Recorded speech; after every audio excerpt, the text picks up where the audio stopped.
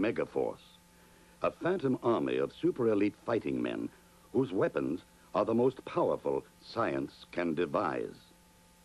Their mission, to preserve freedom and justice, battling the forces of tyranny and evil in every corner of the globe.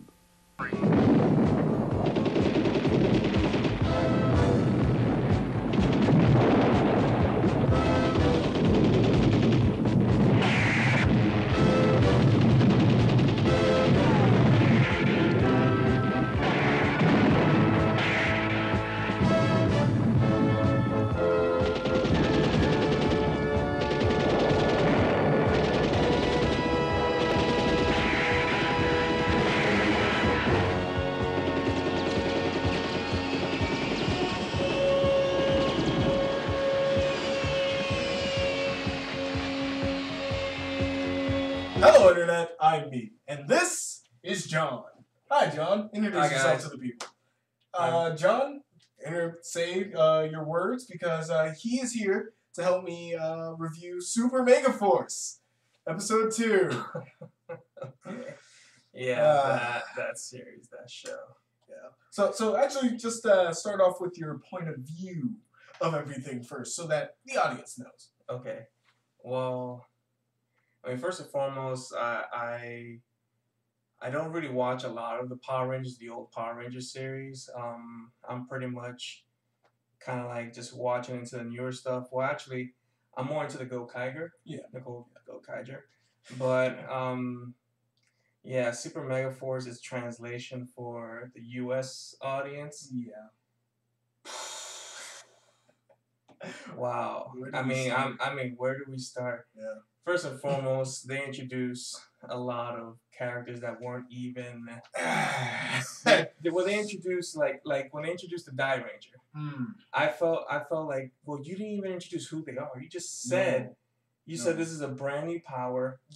You didn't even say who they are. Yeah. And that's why there was no name. There was no name. And you know, you're aware. Yeah. They may not be, but you know, like I don't watch Super Sentai. Yeah. I've watched Go Kiger, and I love Go Kiger because to me they kind of educated me throughout the entire series. They educated me who each team was. Yeah. So I would go ahead and kind of like want to find out who these characters are and find a little bit more history on them. You know, despite the fact that later on in the Go Kiger series, Kai kind of does that favor for the audience. Yeah. But in Super MegaForce Episode 2, you know, I see that they introduced this group. Yeah. They don't even say who they are. No. They just said, oh, this is a power that you've never seen before. And that they unlocked out of nowhere. They unlocked it like a video game. Yeah. No. Really? Like, yes, somehow they've gotten enough experience points to go ahead and level up to a level that nobody's ever seen. And not only has no one ever seen it, nobody knows their names. Nobody knows their names. No, not their themes, not anything. So right now, I can simply call them the Magic Fart Team. And it could be legit due to the fact that they didn't decide to name it. Oh, yeah. Yeah. So I'm sorry. Where do we begin on this episode? Because, I mean, we started on the Die Ranger, of course, but... yeah, I'm sorry, guys. Do we want to start on the watching this? Do you want to actually start on, like, the good points? Yeah, few ones there are. Yeah, we should. I kind of like the fact that they have a motif or a theme, rather said, for what looks to be the entire series of, you know, Earth fighting back. Yeah. And I'm gonna get to that. I'm 50-50 on it, but it's the theme of, you know, Earth is not taking it anymore. Yeah. You know, like we constantly have monsters, aliens. More aliens. You know, we're tired of it, and we're going to actually fight back. Though we all know the government's not really going to fight back, but... Except for one time. Except for one time. Lightspeed Rescue. That's when the government decided to actually do something. You know, the whole point is that, like, that's good. Like, they're kind of doing... It's kind of good because we all know we're like, yeah, I know, we're going to go ahead and take it back. But... we all know that it's a Power Rangers. I mean, who else but the Power Rangers is gonna really fight back? Yeah. I mean, and like I said before, so that your audience knows that, you know, I I'm not an avid Power Ranger person. I'm not an avid Super Sentai person. I am really the average Joe where, Devin here went ahead and introduced me to Gokaiger, and I'll be very upfront with you guys. I saw one episode that he showed me, and I thought it was pretty cool. For those who watch Super Sentai, is where they have their Captain Marvelous fights Bosco, and this is not gonna happen in the U.S. and if it does, kudos to them. Oh, that would be insane. It would be, when he goes ahead and he stabs his sword right through Bosco's foot and kind of pins him down. Yeah. Devin showed me that. I thought, wow, that's pretty cool. And he also showed me that, hey, this season can go ahead and showcase all the previous Rangers beforehand. So. At first I was like, oh, that's pretty cool. I'll catch you later. Be honest with you guys, and he already knows. Yeah. I didn't catch it till like a month later. Oh. And then it clicked to me. I was like, let me watch that entire series because in a way I can catch up with my whole Power Ranger lore. And that was my mentality. Not Super Sentai. I've never even watched Super Sentai before that. It was Power Rangers. I was like, let me see what the Power Rangers are based off. Because I know, even as a kid, you can tell none of that footage is actually American footage. Well, at least for the most part, it's not. So, decided to watch it, and I was happy to watch Gokaiger of all series because Gokaiger educates you in every single one of the teams prior to it. And then I learned, I'm like, wait, this is a little bit more mature than the American versions. Just a little. The point is, no, you're good. The point is the fact that you learn. Okay, this is a little bit more serious, more mature. There's actually deaths, and they stick to it. It's not like, they do come back. It's very rarely, but they do. It's seldom. Yeah. Point being, Gokaiger was the first Super Sentai series that I watched from beginning to end, and it's very well written. For anyone who hasn't seen it, for anyone who's watching this review based on Power Rangers Super MegaForce, okay, personally, I would advise to disregard Super MegaForce, and we'll get into that as to why, just based on the first two. But go watch Gokaiger. You won't regret it. It is an amazing series, well written. They cover every one of their bases well, and they give you the reason, the motivation to kind of research these other ones. And if not, you'll love the individual characters, and you'll love the fights. Oh God, the fights. Very well choreographed, and you'll also you'll just like everything. It's just a well-written, well-choreographed series. Yeah. And even the ending, which we'll probably get to that. The ending is amazing. It is. They won't be able. I highly doubt they'll be able to do it on Super MegaForce. But, sorry, I went on a crazy rant there. All in all, to answer your question, them fighting back was good. Yeah. Them actually killing off the Armada, which I'm 50-50 on then. I'll let you guys know as to why. Yeah. But finally, they kill off the initial Armada that was surrounding Earth. Yeah. So I felt that was good.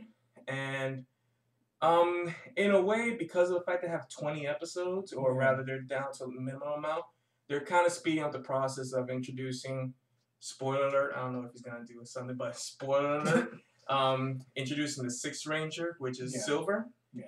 Actually, I don't know why I say spoiler. He doesn't probably have to cut that. But the point is because the commercials even say New Ranger. Yeah. So they're expediting everything. Yeah, so there's a New Ranger on its way. So they're kind of speeding that along to get some of the good storylines from the Gokaiger series onto the U.S. So for this episode, that's pretty much the best I can come with. It's all downhill from here. Yeah, unfortunately it is. Oh. Starting off with, sorry guys. You know what? Let's start off with 80% of what the episode is, the fight scenes.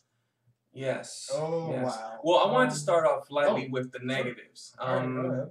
The reason why, like I said, 50-50 with killing off the Armada. The reason why 50-50, because I like the fact that they kind of pushed that back a little bit. And then, they were like, you know what? Let's defend her for a little bit longer so we don't have to constantly deal with this barrage. That's a good plan. That was very good. It's actually a real smart plan. Yeah. But the thing is that they themselves don't go after, what's his name in the American one? I'm sorry, I really didn't care. I just keep calling him Wazugil when he was calling him Gokaiger. You know, he to me, the American version didn't matter. He was right there. Yeah, he was right there. He was right there. They kind of just went around him and then came back to Earth. And I know a lot of your fans, or even people who even watch or casually go through this, they'll be like, well, it's kids. And I'm going to go ahead and point out, yes, I do understand the kids' mentality, but even as a kid, we, this audience, our generation, and even younger, are not that stupid. If your enemy is right there, you're going to kill off your enemy. Hell, Gokaiger is technically supposed to be a kids show. It's a Japanese kids show, and they still honored their intelligence that way. Right. They showed like we were saying when we watched it, it was like, sure, this is a great move, but in Gokaiger, they started off with this. And that's exactly my point. The prince wasn't there first. It was like the initial armada was there, and the Gokaiger just came in and wiped them out, and then got to Earth, and then the prince showed up like, what the hell, where's my armada? Exactly. And it kind of set off the tone of badassness for this team. And this one, it's kind of like, oh man, they kicked our asses like twice. You know, maybe we should take care of that. We have a spaceship. Let's go do that. And that was my issue with this one. If they were to simply have established that, even with Super MegaForce's theme of, okay, they're not chasing a treasure like it is in Gokaiger.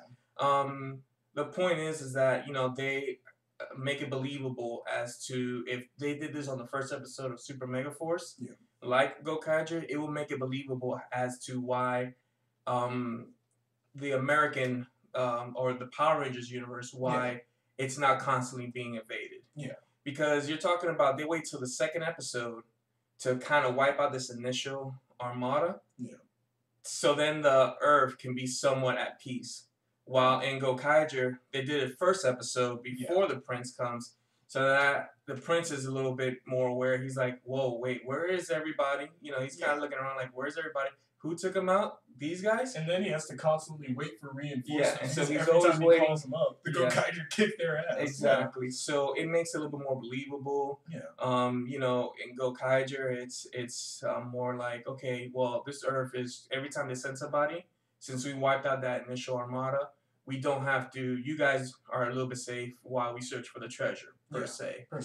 But with Power Rangers, that made absolutely no sense. And even as a kid, I feel like, obviously I'm not a kid anymore, but I do like to give credit to kids. I think they're not that stupid. I think that they would realize, hey, this guy's right here, and he's the one that's torturing us, you know, causing all this havoc and chaos.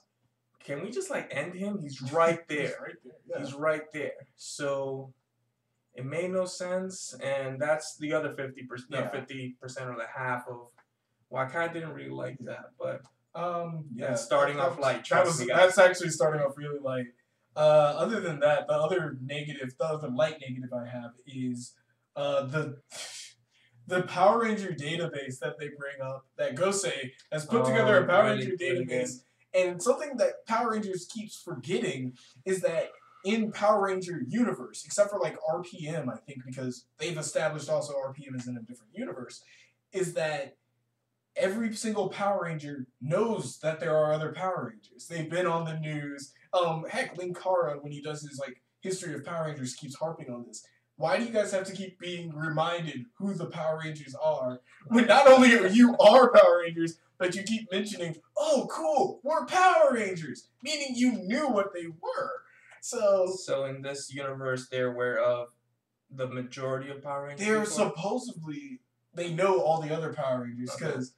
Because every time they do it, they always make reference to the previous Power Rangers. It's always like, we're Power Rangers? What? I don't think those exist. And then, bam, they're Power Rangers. Like, oh, I guess they were. So all those stories I heard were true. And, of course, so this database, I'm like, okay, well... And, of course, there's a point where, like, you know, they do the whole awkward, like, oh, hide the shit from the teacher. And I'm like, you're just watching random clips of Power Rangers. If the professor is as old as he says he is, he should remember them. So he'd be like, oh. But once again, Saban, you know, they have to play to the childlike mentality. I mean, we can always critique as to what makes sense as an adult compared to what makes sense as a kid. And that particular one, I'm not gonna say it's bad as an adult. It's pretty bad story writing. Yeah. But for kids, they can let it slide. Kids won't know better. Yeah. And it's just a little playful banter, humor. Yeah. But I completely with you. I agree with you completely that it's what's the point of not only hiding that, but if Gosei has a full acknowledgement of these powers, I think he should put him into the suits, honestly. Well, something like that. Even so, but it's more the fact that why does he kind of say, listen, I know it's really important to save them. Yeah. Let's just split the time between you guys, fighting these people, and anytime you get a break, because it's humanity at the end of the day. Instead of riding around in a cloud, in your ship, in your ship, take that time instead of pondering where Robo Knight is. Take that time to study on your powers, because if you, and this is American, because I did watch very few of the Power Rangers around the American version Super Sentai, and I do remember Time Force. That's one of the ones that I watched a majority of, not all, but majority of, and in the namesake, it's Time Force. Yeah. I mean, these guys have to have some type of time capability, time power. But the point is, that's really handy. And, other stuff to maybe even reverse and find out where the hell Robo Knight is, that would be very, very useful, especially now since you, with your, 3,000 experience points, now unlocked a previous Sentai that you never showed up in America. I just never understand it. I'm sorry, guys, because this is part of my own opportunity to rant on a great series that was Gokaiger. Yeah. I told Devin, from an average Joe like myself who watches it, who watched Super Sentai first time with Gokaiger and has even grown up with Power Rangers in the past, I felt that this particular series disrespects Gokaiger really well. Not Super Sentai. I know my friend here, Devin, he loves Super Sentai, but I'm speaking in person who just watched this only one Super Sentai, and it's really well written and well done. So I felt like the American audience is actually being deprived from a good series, and not just adults, but kids, because it just shows really good storyline, and it didn't entice me. But let's dig deep a little bit more into the Ranger. I know Devin has a lot to say about that. Or if you want to start a little bit earlier in the episode. Honestly, no. Let's start a little bit earlier where the fight scenes started to happen. Where, let's talk about the stock footage, because this is a problem I'm starting to see a lot of with this series. It's that they use so much damn stock footage that they might as well have just redubbed fucking Gokaiger to a point where it's like, okay, a lot of people have said that the fighting styles really didn't change too much, but yes, they did, because when they do they actually start out with an original filmed fight scene, unmorphed, then as Goseiger, and then as Gokaiger. And if you're just mildly paying attention, it's like the lighting changes a lot. The characters, oh my god, the fight scenes are terrible. They're slow, they're clunky, they're of course not kicking and hitting anybody. Right. There is a point where the Pink Ranger is kicking off. They're doing the old trick where you kick off screen and then somebody drops from the other side. And I'm like, oh my god, this is sad. Or they have, if it's the females, they have it where, she has long enough hair where it's it covers the head, And you're like, just keep doing motions because no one's ever going to see the stunt, man. Exactly. And of course, once you have that clunky, slow, kind of really bad cut action scene, and then it switches over to Gokaiger, and then suddenly this fight scene just smoothens out, and everything's faster, more compact, a lot more hits. And the funniest thing is, I saw on Facebook, a lot of people were like, oh, dude, the SPD part was banging. Oh, man, that was the best part of the episode. I was like, yeah, it is the best part of the episode, because it is 100% Gokaiger footage. That's exactly why. None of it has been changed. Yeah, that's exactly why. It was just cut around the parts where they had, the actual Deca Ranger actors. Okay, well, kudos to them transitioning to the Gokaiger episode. Gokaiger part of that episode. Kudos to them, because they at least know that that's the best part. Well, at the same time, they actually did somewhat a good job transitioning to, okay, this is how we're able to go ahead and use that stock footage. But the unmorphed fights, they weren't. No. As a kid, I don't know. I mean, once again, I keep thinking as a kid when I saw Mighty Morphin, which a lot of, I'm pretty sure your viewers obviously have seen. Mighty Morphin sold when you saw Tommy. We all remember. I mean, you don't have to be a Power Ranger fan for life, or you don't have to be a Super Sentai fan to agree that Jason David Frank, when he was Tommy and fighting, he sold his punches. You know, whether he was literally him, but he is a trained martial artist. We all know this. I mean, that guy just sold his hits. You know, and people back then used to sell their hits. In fact, I think it was, and you will probably correct me, that's fine. I think it's probably Lightspeed, maybe, where the actors weren't trained martial arts or had trained background, is something similar to it. Where, I'm just thinking about it real quick. The point is, they, you know, had to get these actors who had no type of background in anything similar to or exactly martial arts, so they had to kind of hide those punches. And from there on, I feel that they got lazy with it. So, I mean, I personally started losing interest with when it got to Turbo Power Rangers. It was just, no, and I completely left. And I guess maybe because I was also growing up too. But, yeah, the Unmore fights, unbelievable.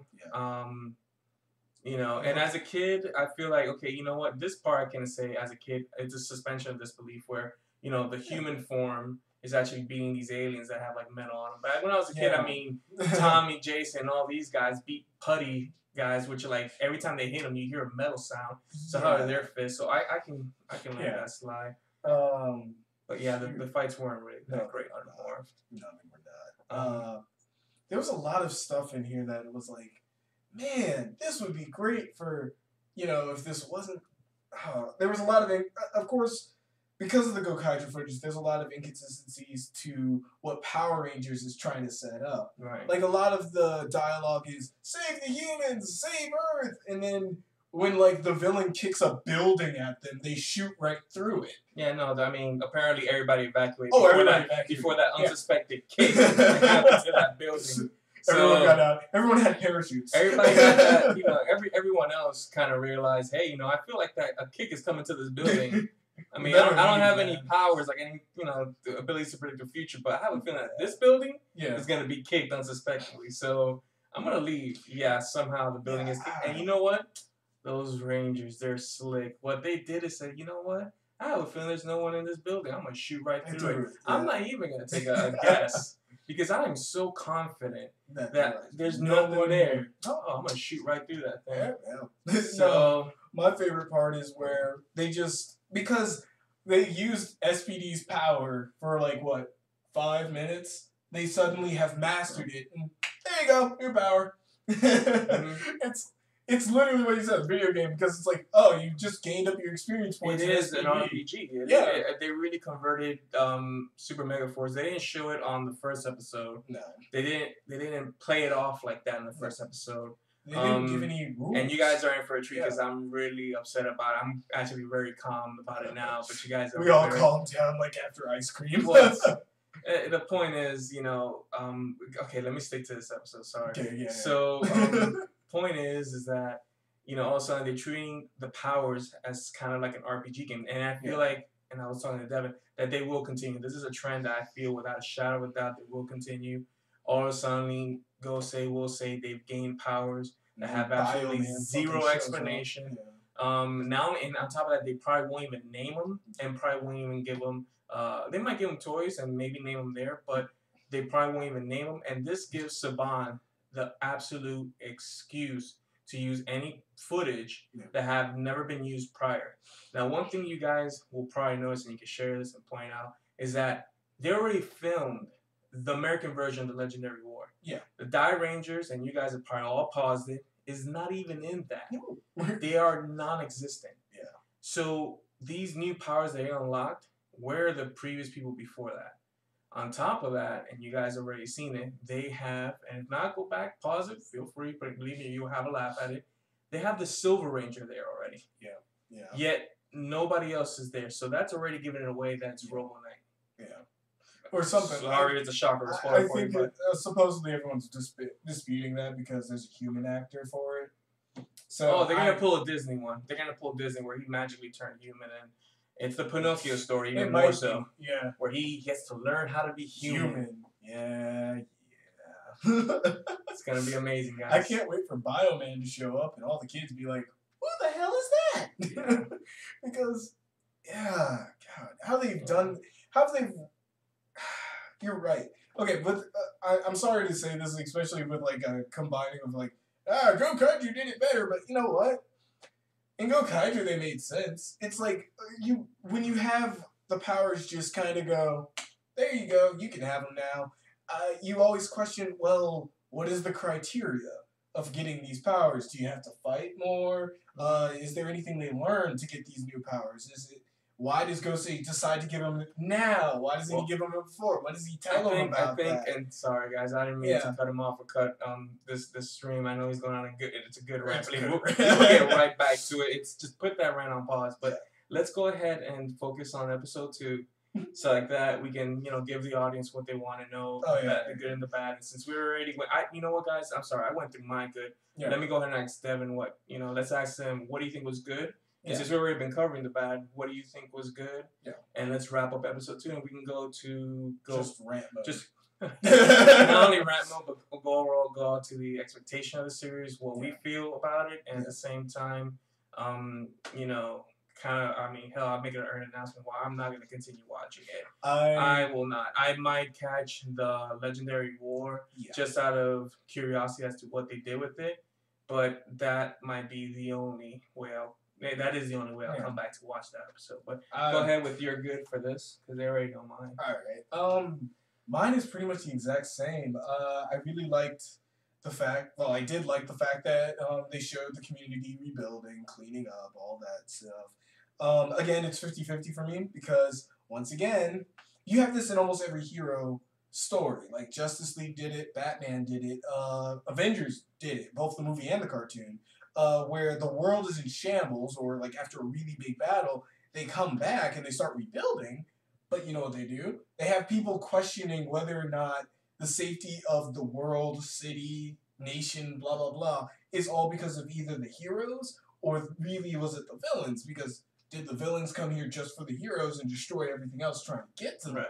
And even though it's great to have, yay, we're rebuilding and Earth fights back, you always get this feeling of like, oh, no one blames anybody for anything. It was just a random attack.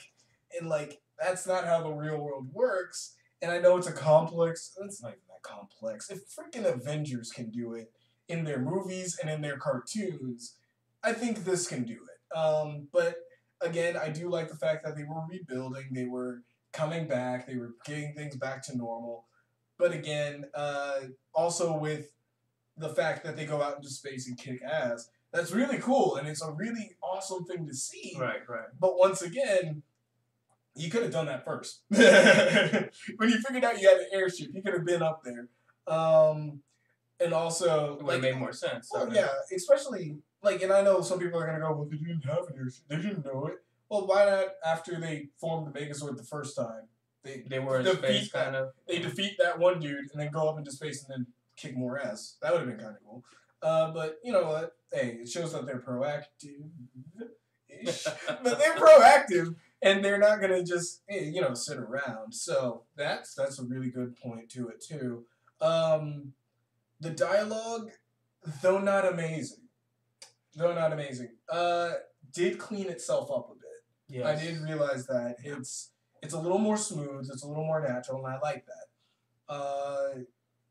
The comedy is bearable. I'm trying to say very good things here. No, I'm sorry, I didn't recognize the comedy, and that's not trying to be mean. I didn't really. Even may come off as mean. I didn't recognize any moments that were meant to be comedy. If there were, but they were more of that silly comedy. So I was like, okay.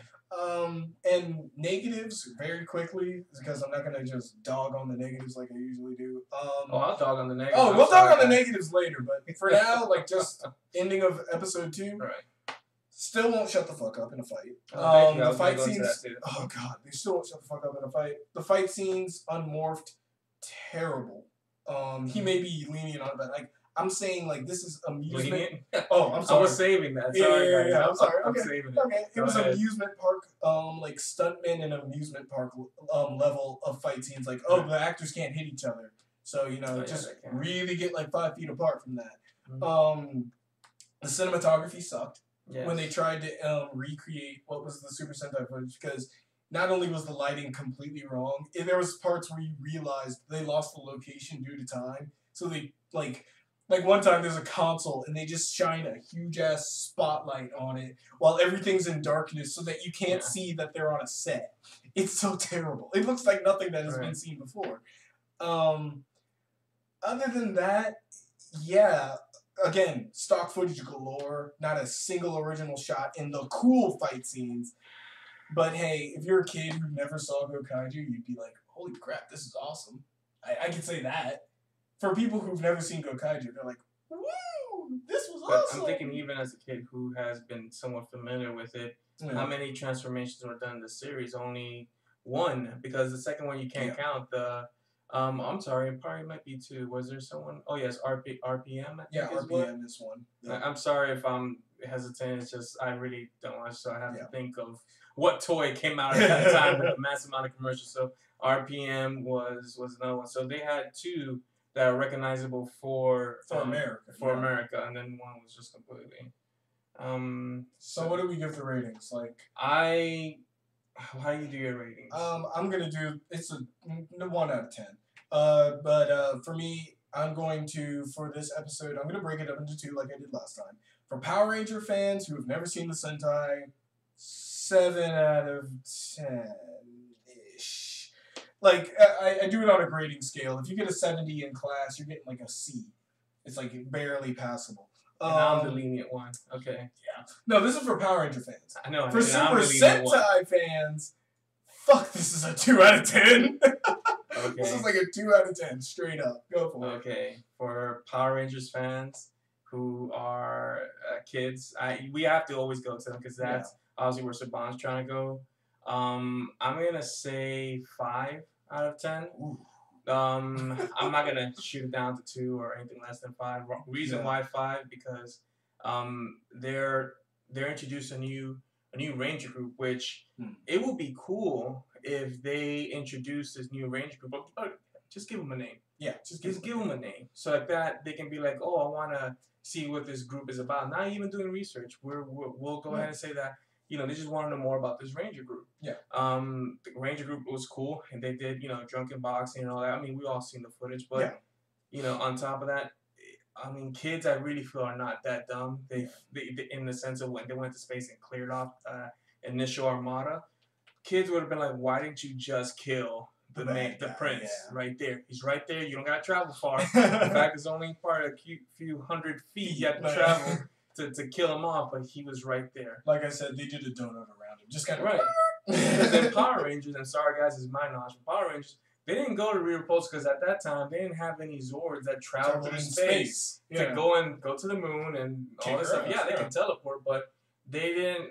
They made it somewhat believable or suspension disbelief where like they couldn't get to her. Yeah, they couldn't get to her. These guys were 100 feet away from her, so I feel like kids are not idiots. And they would have been like, hey, you know what? He's right there. Can you kill him? Also, I felt the fighting was kind of weak, and there wasn't much good story, whether it's build up or anything. So, as a kid and even as a teenager, I felt like Power Rangers Super MegaForce was a 5 out of 10 this episode, and that's it. Super Sentai have to equal to his rating. It is a 2. Yeah. That's a very accurate portrayal because it is horrendous what they did to that original footage. The original story was very good. Captain Marvelous being how he is, and he knows that I laughed at that name when I first heard it. I thought it was the dumbest name for a person, but it grew on me because of the actor and the character sold me on it. And Captain Marvelous was just always cocky. You see that in the American footage, how cocky he is as the Red Ranger. Yeah. And so you're gonna be very disappointed with it. You're gonna feel like they butchered completely that episode or the episodes they took in from it. Yeah.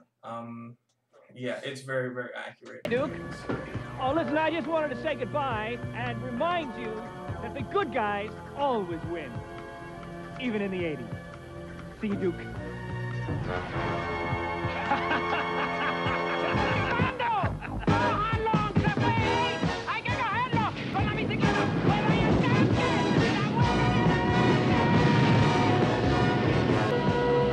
Okay, Ace. It's you and me, buddy.